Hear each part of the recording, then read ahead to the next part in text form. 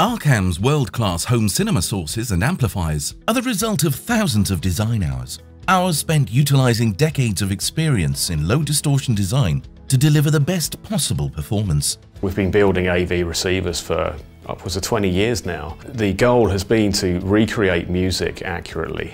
The reason for this is that Hollywood is actually very easy to recreate when Hollywood is often based on an artificial sound effect. These are not references for performance. Our goal is to recreate a piano accurately, equal energy from the left side of the keyboard to the right. That takes some serious engineering skill. Arcam's latest receivers represent the very best that is available for the demanding home cinema enthusiast. Extreme precision digital techniques are deployed from the very start of the signal chain. One of the primary enemies to reproducing music or any effect accurately is a phenomenon known as jitter. The effects of jitter are disastrous in a D2A system. They add harshness, brightness, and an unnatural edginess to any sound that you're asked to reproduce. By minimizing jitter, we can remain faithfully accurate to the original source recording. The flagship AVR 850 and the SR 250 both feature the latest Class G amplification, as optimized by Arcam's engineering team. A Class G amplifier is used to sidestep some of the issues that are apparent in a Class AB design. We use Class G as it has multiple power supplies. Now, the first power envelope, or lower powered section, runs in pure Class A. This eradicates crossover distortion. We then implement a larger power supply only when necessary to recreate large dynamic signals. So what we're looking at here is an amplifier topology that is absolutely clean, free of distortion, but also free from any dynamic constraints. Dirac Live's interface is easy enough for anybody to use, but it does allow us to optimize a room, optimize a system, giving an absolutely stable level of response regardless of acoustic obstacles. Dirac Live can be found in the Arcam AVR 850 and AVR 550 home cinema receivers and the SR 250 stereo receiver. From start to finish, the process should take between 15 and 35 minutes, depending on the number of speakers in the system. Dirac Live works by addressing three areas: frequency, phase, and impulse. With frequency, Dirac Live implements a default target curve and aims to recreate the response of the perfect loudspeaker in the ideal listening room. The very best home cinema systems are the systems that offer the same voice through every speaker or the same tonality for every speaker. Dirac Live will implement a default target curve, which is a falling response beyond about 8 kHz. Now, this is theoretically the response of the perfect loudspeaker. Phase is one of the major issues facing any loudspeaker. Adding a center, surrounds, and subwoofers into the mix magnifies the issue dramatically. One of the biggest challenges for a loudspeaker designer is to keep the loudspeaker in phase from low to high frequency. Now, only the very best designs stay within a 50-degree phase envelope.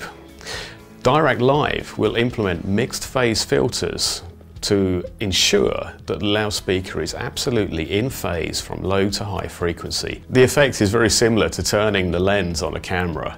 All of a sudden, the picture will snap into focus. The final element Dirac addresses is impulse. The technology removes pre-ringing and improves the often disastrous reverb characteristics of the room. This results in more information coming through, delivering vastly improved clarity. The power of Dirac Live lies in these three areas. It's only when these three areas are addressed correctly that the system will truly sing. The results are instantaneous and dramatic. Before setting up a system using Dirac Live, there are a number of tasks you need to do. As with all room optimization systems, Dirac Live works best when it has less to do. We should make every effort to optimize the system with regards to calibration before we run Dirac. Much of what is required is general best practice system setup. Make sure your speakers are in the best positions for the system you're creating. So if you're working on a Dolby Atmos system, this would be a good time to bring out your positioning guide. Make sure your speakers are aligned and pointing at the main listening position. Making physical changes after running Dirac Live means having to repeat the operation. Make sure your speakers are still sitting correctly. Check for rocking stands and loose or unevenly tightened spikes. Make sure your connecting cables are clean and free of issues, such as running HDMI cables next to delicate analog cables. ensure that you adjust the Arcam receiver's speaker settings menu to reflect your setup. After you've set everything up correctly, simply have a listen to the system with content that you know very well. Is the system sounding bass heavy? Well, if it is, then move the loudspeaker away from the boundaries. If the system is sounding bass light, move the loudspeaker towards a boundary. This will give you increased boundary gain. If the system is sounding too bright, you can trim this out of the system by turning the loudspeaker away from the listening position. This will reduce the high frequency energy. Conversely, if the system is sounding too dull, you can point the loudspeaker directly at the listening position, and this will increase high frequency energy. When the left and right channels are correctly aligned, and when playing mono material, you should experience a central image between the two speakers. This will normally happen when both speakers are of equal distance from the listening position. It's important to remember that the listening position has a very real impact on the sound you will hear, but also the measurements that you will take.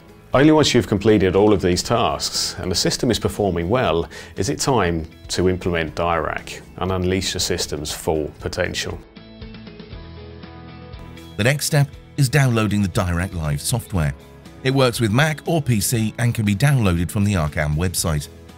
You also need to ensure your Arcam receiver is on the same network as your laptop when running Dirac Live, as they communicate throughout the process. Now, make sure that in-room noise is cut to a minimum by turning off any air conditioning units and projectors. Use the supplied USB microphone to take measurements. Alternatively, you may wish to take the calibration to a higher level.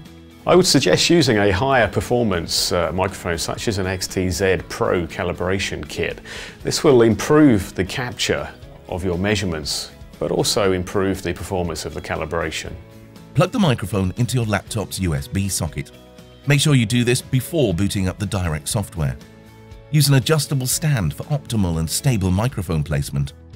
And always make sure the microphone is exactly at head height in the listening position.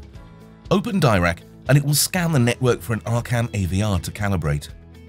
Once it has located the receiver, check the speaker configuration reflects your system, and ensure your laptop's recording device is set to the USB microphone and not the laptop's own microphone.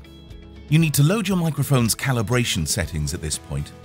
Settings for the supplied microphone are included in the package you receive when downloading Dirac Live from the Arcam website. When the Arcam receiver display shows measure mode, it is time to set the test tone reference. This is vital, as setting it too high runs the risk of damaging the speakers.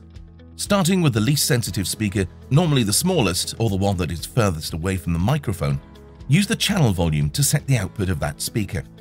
Now, use the input trim to adjust each individual speaker to match the reference level. The only exception is the subwoofer, which should be adjusted at the subwoofer itself. Press Proceed when all levels are set. There are 3 modes of measurement available, and we would suggest that you work with the sofa mode unless you are configuring a large-scale cinema. It's now time to measure, making sure there is nothing between the microphone and the speakers and keeping as quiet as possible. Press Start and the test tone begins. You will see a graphical representation of it at the bottom of the screen. The test tone will play through all speakers and return to the left channel to confirm that the sweep is relevant. Once this measurement is complete, move the microphone to the next position, always keeping the microphone at ear height. Continue with 9 measurements.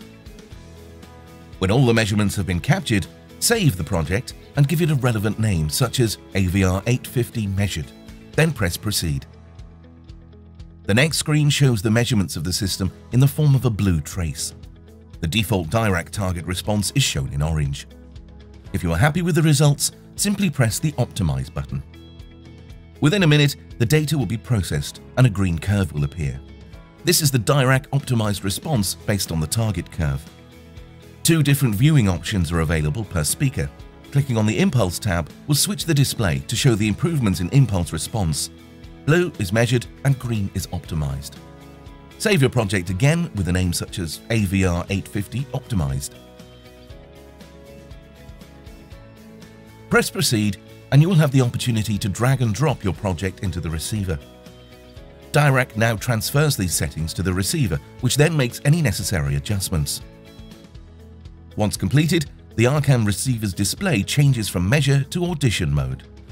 You can choose to listen to any of the changes in this mode, and the volume control slider within Dirac will control the volume of the AVR. However, you can simply exit the Dirac application and use the AVR as normal. It is important to remember that Dirac will only load level settings into the Dirac on position for the level setting page.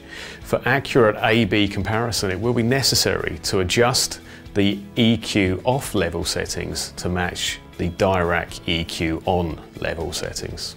It is now time to listen to the results using suitable test material you know well. When you switch Dirac on, the differences should be astounding. You'll hear far more low-level detail, greater dynamic impact, and everything will sound more real. And we could choose to stop here. However, one of the beauties of Dirac is it does offer us the ability to infinitely adjust the loudspeaker's response or target curve.